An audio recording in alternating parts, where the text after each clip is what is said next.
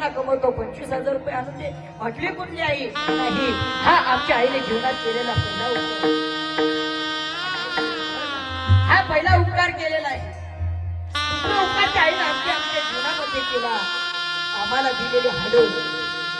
अरे आम्ही मेल्यानंतर आमची मोठी मोठी लाकडं करतात, सगळं सरपंच होतं, मोठमोठी भेटकर करतात, पण आमचे हाडकं जळत नाही. तर ती आमच्या आईच्या दुधापासून हा आईने केलेल्या आमच्या जीवनातला दुसरा उपकार. त्या आईने आमच्या जीवनात केलेला तिसरा उपकार. त्या आईने आम्हाला श्वास दिला. अहो ज्या वेळेला मूल जन्माला येतं त्या वेळेला त्या आईमध्ये आणि त्या मुलामध्ये त्या बाळामध्ये एक गोष्ट जोडलेली असते, ती म्हणजे नाच. जोपर्यंत तो मुलगा रडत नाही, जोपर्यंत ते बाळ रडत नाही, तोपर्यंत ती नाळ काढल्या जात नाही. 9 महिने 9 दिवस त्या नाळेद्वारे आपला माझा श्वास आपला जोपर्यंत ती नाळ काढली जात नाही, तोपर्यंत तो मुलगा आपलं रडत नाही, तोपर्यंत तो मुलगा. हा आईने आमच्या जीवनात केलेला तिसरा उपकार. अहो चौथा उपकार म्हणजे सगळ्यात मोठा उपकार त्या आईने आमच्यावरती केला, ती म्हणजे आब्रुदान दिली.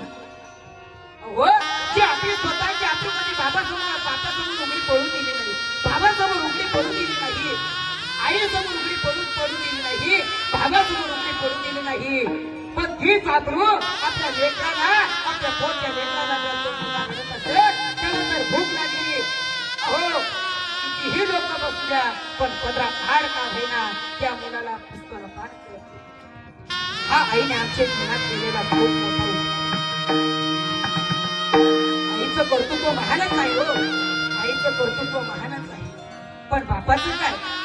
बाप आपण कुठेतरी विसरत चाललो.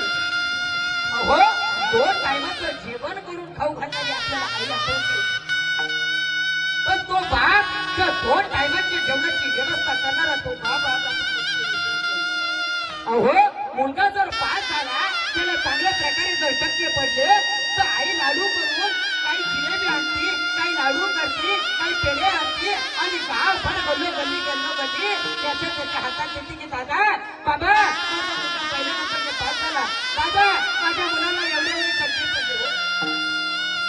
पण दादा हो, अहो बाबा तो मुलगा परीक्षेमध्ये पास होण्याकरता रात्रंदिवस धडपड करतो, व्याजाने लोकांकडून पैसे आणतो आणि त्याच्या शिक्षणाकरता तो खर्च करतो. हा बापच आपण कुठेतरी विसरत नाही.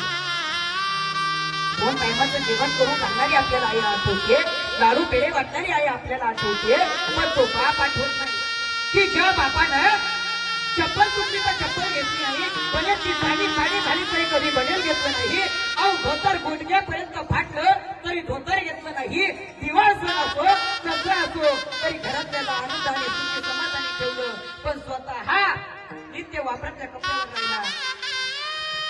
तो बाप आपण कुठेतरी विसरत चाललो. त्या बापाला कधी रडू येतं सांगा ना दादा, कधी रडतो तो बाप सांगा? अहो कधी रडतो तो बाप?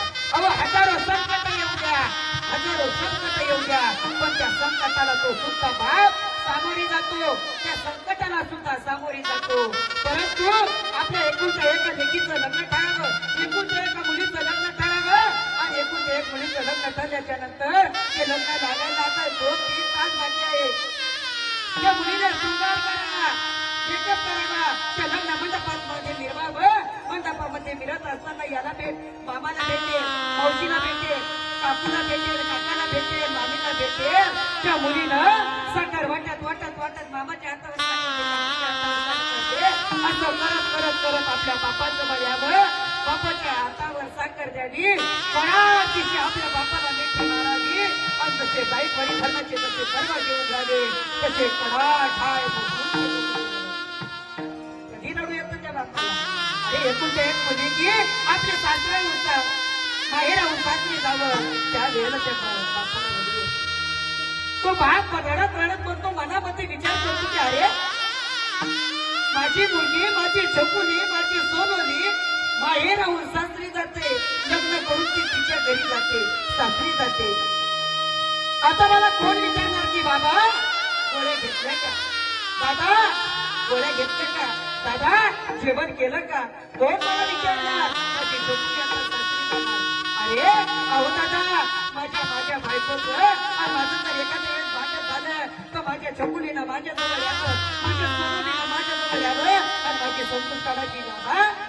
ही तशीच आहे, आईचा स्वभावच तसा आहे. तुम्ही नका काळजी करू दादा, दादा तुम्ही काही काळजी करू नका, आई तशीच आहे. त्याला बापाला रडू येतं, समाजासमोर त्याला मान्य रडतं, समाजासमोर रडणं त्याला मान्य नाही. त्यावेळेला ती मुलगी ढसा हसू काढत आपल्या बापाची मिठीला मिठी मारून कडार दिशी सोबत. अहो एवढंच नाही तर ज्या ठिकाणी तो बाप झोपतोय ना, कधीतरी त्या बापाकडे जाऊन बघा, उशीमध्ये तोंड घालून तो बाप रडतो. कारण का तर त्याला समाजासमोर रडणं मान्य नाही. तो बाप आपण कधीतरी अहो एवढंच नाही तर मी आता सुद्धा सांगितलं की 1000 संकट येऊ द्या तरी फुटबॉल जसा आपण पाहिलेलो होतो असा तो लाटा करून काही ना काही करून त्या संकटाला सामोरी जातो. पण आपली एकुलती एक मुलगी, आपली पोटची मुलगी जर एकदा सासरी चालली ना, त्यावेळेला त्या बापाला रडणं आवडत. जसा तो रडतो त्याचं अंतःकरण भरून येतं, त्याच्या डोळ्यातून अश्रूच्या धारा वाहतात. हे सांगू का, अहो डोंगरा आड गेलेला सूर्य तुम्हा मला डोंगरा आड गेलेला सूर्य तुम्हा मला परत दिसेल, पण जगातून एकदा जर आई बाप गेले ना तर पुन्हा दिसणार याची शक्यता नाही.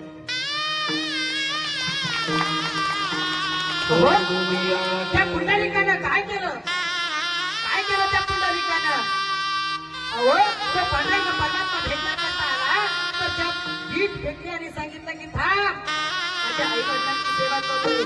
अहो 28 चिन्हापासून त्या पांढऱ्या परमात्म्याला उभं करून ठेवलं.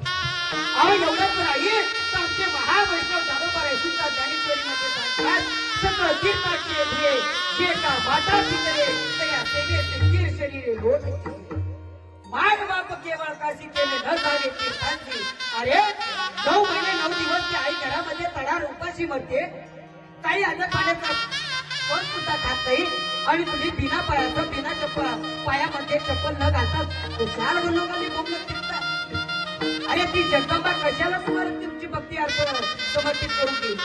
अरे तुम्ही कितीही बिन पायाचं बिना चप्पलीचं बोंबलत फिरले तरीही ती भगवती तुम्हाला पावते. अरे घरातली आई तडार उपाशी मरते आणि हा गल्लोगल्ली नवरात्रात फिरतो, काय तरी बिना चपलीचा उपवास केला. अरे कशाला करतो दादा, हो सज्जन हो, ज्याला कीर्तन कळालं,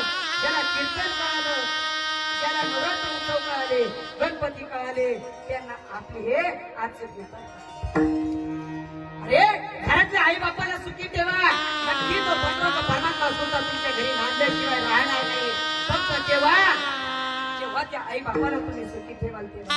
अरे ज्या माता मावशीनं आरामामध्ये जेव्हा काम करणं, आराम करावा, ज्या वयामध्ये तिला आराम करावा त्या वयामध्ये तिला तुम्ही कामाला लावतात, वावरानं फिरतात. अरे काय फायदा तुमचा, तिने तुम्हाला जन्म दिला ना आणि त्याच आईवर तुम्ही कधी कधी हात उगारतात, उलटून बोलतात आणि पुन्हा म्हणतात की तू माझ्यासाठी काय केलं असं त्याला उलटून बोलतात. म्हणून जीवन जगत आहात ना, अरे सांगू का, तरुण मुलांची त्या आई बापानं आतापर्यंत तुम्हाला लहानाचं मोठं केलं तोपर्यंत सांभाळलं. परंतु एकदा का मुलाचं लग्न झालं ना, लग्न झाल्याच्या नंतर मुलावरची जबाबदारी राहते की आई वडिलांनी आता आरामात जीवन जगावं. म्हणून सगळ्यांना एक विनंती करतो की अरे बाबांनो, या आई वडिलांना आपण सांभाळा, आई वडिलांची सेवा करा, गो मातेची सेवा करा, त्यांना वृद्धाश्रमात पाठवू नका. म्हणून आई वडिलांची सेवा करा, गो मातेची सेवा करा. आणि गेल्या आजचा 4था दिवस, या सप्ताहाच्या 4थ्या दिवसाची कीर्तनरूपी सेवा माझ्या वाट्याला आली, त्याबद्दल या सप्ताह कमिटीला धन्यवाद देतो. आणि ज्यांच्या मुखामधून आपण सुंदर अशी श्रीमद भागवत कथा श्रवण करत आहात असे असणारे आमचे गुरुस्थानी असणारे वसंत